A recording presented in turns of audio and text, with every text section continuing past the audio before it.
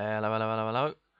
So, right, quick video. So, I'm researching a better way, or a faster way, or another way of creating all these tents because it's a bit slow. I have to say, it takes a long time to just re-edit stuff, even though I'm trying to speed it up. So, I'm looking into ways of doing it. So, tonight I tried an idea which sort of didn't work, but is worth looking at, and got me onto another idea.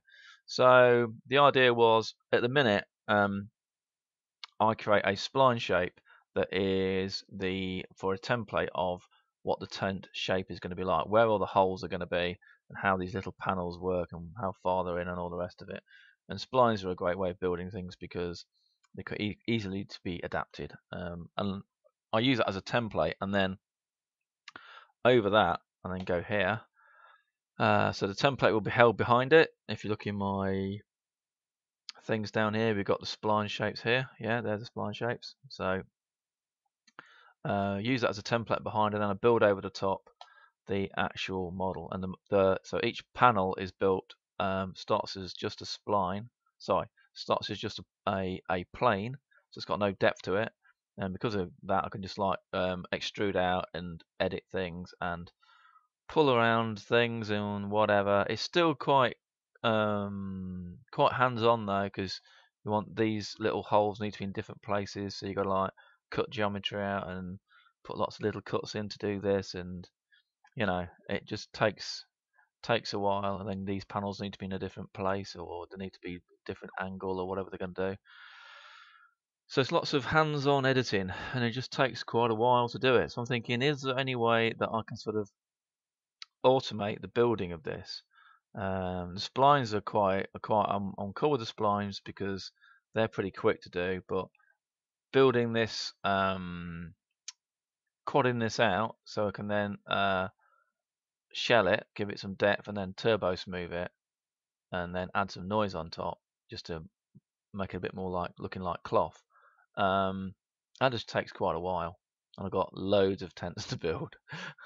It's not like I'm doing two. I've got lots, about 20. So I'm thinking, got to be another way of doing it. So I took one of the extruded splines out of Studio Max and threw it into ZBrush, and then dynameshed it, and then ran Z-remesher. And for some things it works, for other things I can't seem to get it to work how I want it to go.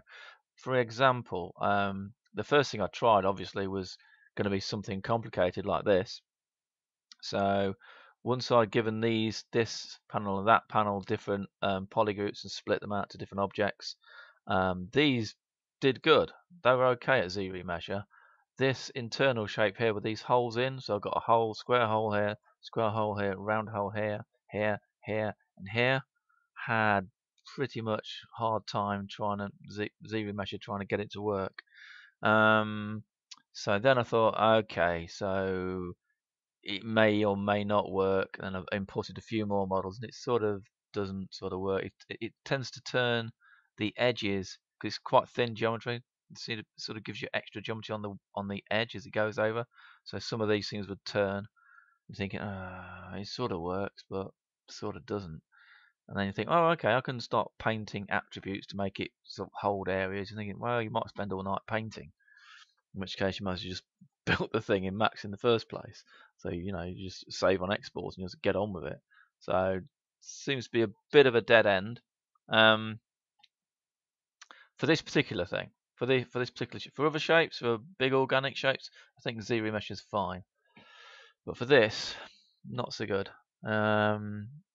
So okay, let's have a look what else we've got. So one of the things inside Studio Max that came out a few years ago, one of the old versions, was a thing called Pro Boolean.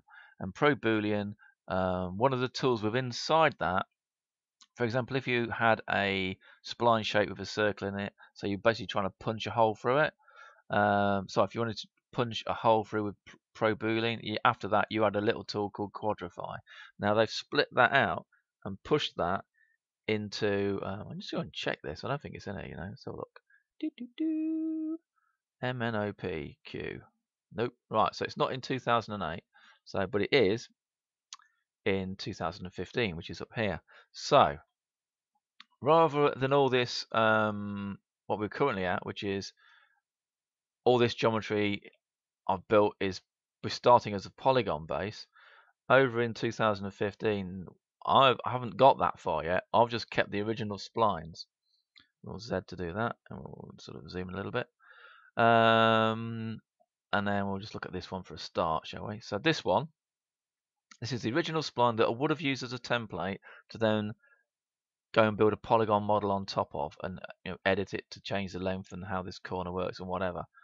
So with that, so there's my spline. I've added a shell to give it thickness, and then I've used the thing called quadrify mesh that's quadrified it, and we can't see, can we? We can now. There we go. So it was that. Quadrify does that. Now, it's not perfect. We've got a few things going wrong here, but basically, with a click, we've got a result. So, okay. So, how's it going to work with this then? Because this is a thing that ZBrush couldn't handle. So, got an extrude again. We've got a quadrify mesh. Looks a bit crazy, have to say, especially around here. It's a bit like, what is going on around that? That's wackiness, don't know. And then I didn't edit poly for I had a little play a minute ago. And then turbo smooth, but it's sort of F4. It sort of works. I've sort of got it. Oh yeah, that was it. So with this edit poly, I've just tightened that edge up. You see that? Yeah, just put an extra cut through there. So this might actually speed up building things. Be nice if it did. So I went through the whole rest of it and say, well, that's sort of okay. Looks a bit wacky down here. That's not so good. But I can probably fix that. Cause that's just that looks fixable to me. And that's a bit wacky around here. So that's a bit nutty. But we can fix all these things. So I think we might have found a bit of a solution. So that looks pretty clean, to be fair. And I've added a few things on the edge of that just to tighten the edge up on that. And then this guy, extrude, quadrify, turbo smooth. And he looks pretty good, actually. Not too bad at all. So what we've got in the end is not too bad a job. So my question is then, okay, so what's everybody else's quadrify like? Because I imagine it's not too bad. I'll be interested to see if there's any better algorithms that does a cleaner job. This isn't too bad. The thing I do like about this, it does really maintain the holes are exactly where they were when there were splines. They don't really go crazy. I mean, you might have rubbish around the side of it, but that's a pretty good round. That's pretty good and round. That hasn't moved, hasn't gone wobbly, hasn't turned the edges over. The edges are good. Preserves the edges really well. So I'll be just interested to see what Modo, Lightwave, Blender, whatever, Cinema 4D, see what they have for quadrify as a comparison. And that, I think, will conclude this rather long video. How long's the video? 8 minutes. Yeah, it's quite long. Right, there you go. That's your homework. You come back and tell me if there's anything better for another application, and I will be interested to have a little play. Cheers. See you later. Bye.